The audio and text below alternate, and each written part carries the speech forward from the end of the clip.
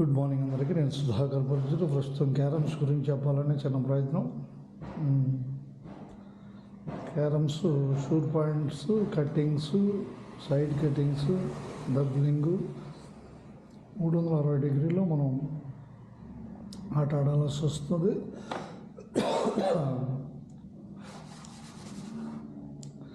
కాయని మనం కొట్టే విధానం, ఆ యాంగిల్ని అనుకూలంగా మార్చుకుంటూ షూట్ పాయింట్ ఇది షూట్ పాయింట్ కొట్టడానికి ప్రయత్నం చేస్తున్నాం. పడిపోయింది.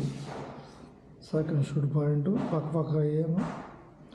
దృష్టి కరెక్ట్గా కాయ మీద ఉండాలి. దగ్గర పాయింట్, మరీ దగ్గర పాయింట్.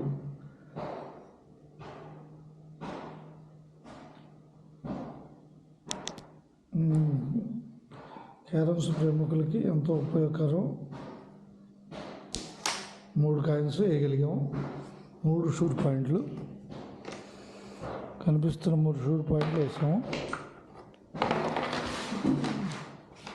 ఒక్కొక్క యాంగిల్ ఉంటుంది. 360 డిగ్రీల్లో మనం కాయని వేసే విధంగా ప్రయత్నం చేసుకోవాలి.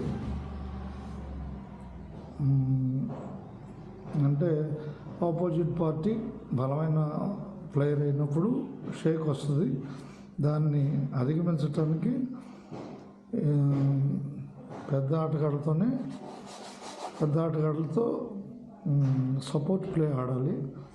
సపోర్ట్ ప్లే ఆడటం వల్ల క్యారమ్స్లో టెన్షన్ని రిలీజ్ చేసుకోగలుగుతాం. అది రెడ్ వేయగలిగాను. రెడ్కి దానికి బ్లాక్ కానీ వైట్ కానీ కంపల్సరీ ఫాలో చేయాలి. ఫాలో అయిపోతే రెడ్ మళ్ళీ బోర్డు మీద పెట్టాల్సి వస్తుంది. కాబట్టి ఫాలోని జాగ్రత్తగా చూసి వేసుకోవాల్సి ఉంటుంది. వేయగలిగాం ఫాలో. ఇలా ప్రతి కాయను 6-7 కాయలు వేసే సామర్థ్యాన్ని పెంచుకోవటం ద్వారా ఆటలో నైపుణ్యాన్ని పెంచుకోగలుగుతాం. ప్రతి పాయింట్ పడదు. యాక్యురేట్గా మనం ఉపయోగించుకోవాలి. అందరికీ ధన్యవాదాలు.